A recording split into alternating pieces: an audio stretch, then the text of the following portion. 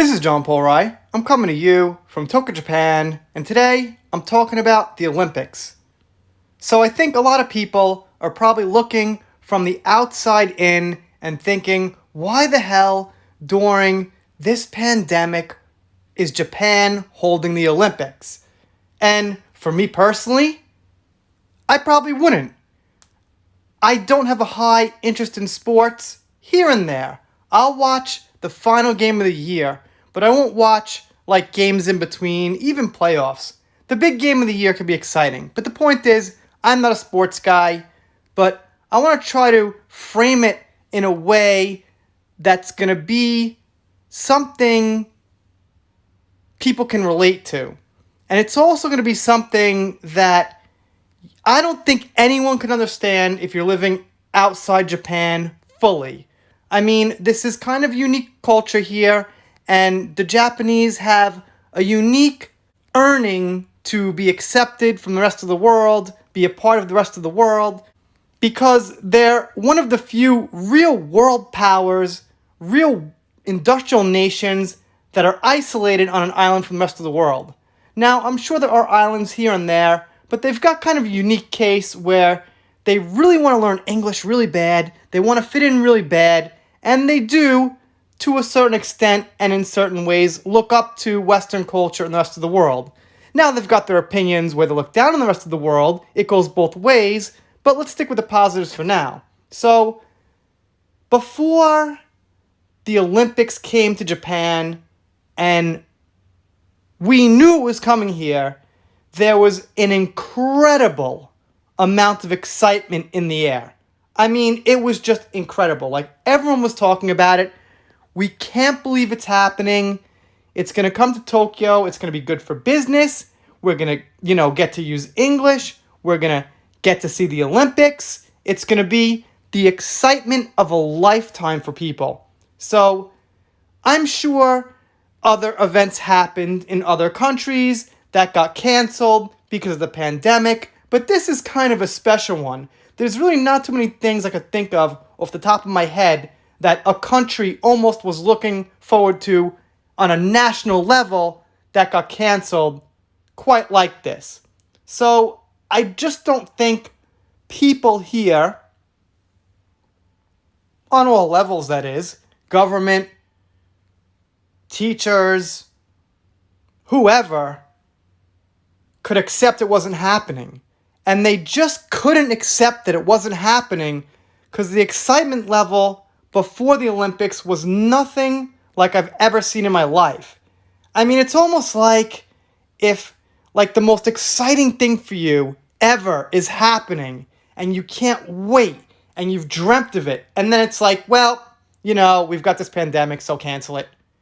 And people are like, just cancel it. You got to cancel it. Sorry, got to cancel it. It's hard to accept on that psychological level. And I don't think that's an easy thing to put yourself in the shoes of when you're looking from the outside and being like, well, common sense, sorry. And I get it. And like I said, for me personally, I just cancel it. I'm not very interested. But for the people who are interested in the Olympics and look forward to it and have family participating and have businesses around where the Olympics is, and they're really looking forward to that boost for their business, then it's almost unacceptable. It's almost like you just can't get over the fact it's not happening. So I think because of that, they went through with it. They said, we just gotta have this thing happen. We just can't accept that it's not happening. So, having said that, hopefully I've made it a little more relatable. So this article is from CNN, and they say, the Summer Olympics used to be destination viewing. But with a worldwide pandemic, yes, that is still happening, athletes testing positive for you-know-what, and a fan favorite being left off the U.S. track team as a result of a controversial policy against cannabis, it remains to be seen how engaged viewers will be in this year's event. And by the way, CNN has had historical ratings drops. They went from the top 10 now to under 30 in their genre, I think recently. So look who's talking, but just saying. Okay, anyway, whether you plan on turning in to cheer on the participating athletes or turning out when the Tokyo Games air Friday through August 8th, there is still plenty to get into this weekend. And then they go on to mention 3 other things they think you should be watching instead of the Olympics. So they definitely have some kind of a political agenda here. And, oh man, I mean, I guess watching something on TV is supporting the wrong side, but the Japanese government is going through with it. And this is a very, very safe country as far as you know what. I think cases were like 500 out of 14 million in Tokyo for the whole time. I think it spiked at like 1,000 a day for a week or two in Tokyo where there's 14 million people. So, let's just keep in mind this is one of the safest and cleanest places to be. Everyone wears a mask. It's very, very rare you see someone without a mask. And if you do, they probably forgot it. It got ripped. It got wet. Whatever. It's like across the board, almost everyone you see wears a mask, like 99 out of 100 people. How about we finish where we started? The Olympics are a time-honored tradition, but like many things since the pandemic started, this year feels weird. And I'll agree with them. It does feel weird. And I'm not totally disagreeing with them on the whole.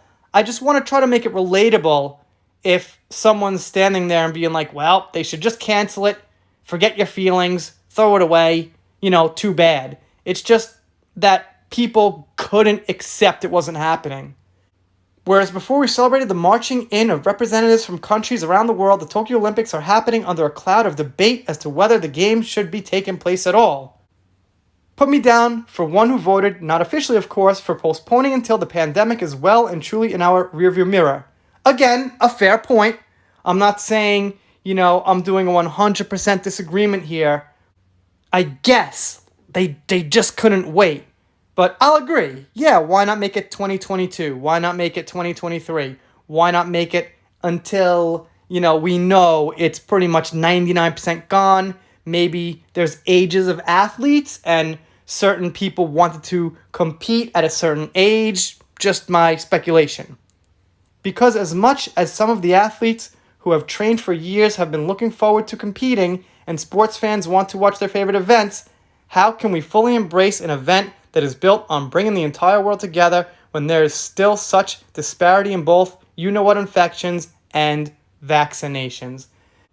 And, I guess to some people this might come off as a defense, but my point, to put it in another way, is I want to put the info out there that the disappointment of Tokyo and this country overrode common sense. Common sense says don't have the thing.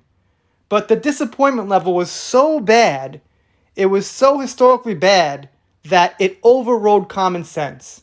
That's what I think happened here. Alright, that's it. I promise we're done. If you subscribe, I also promise you'll get more videos, my opinions, usually doing pop culture. Got a few requests for this, so I figured I'd do it.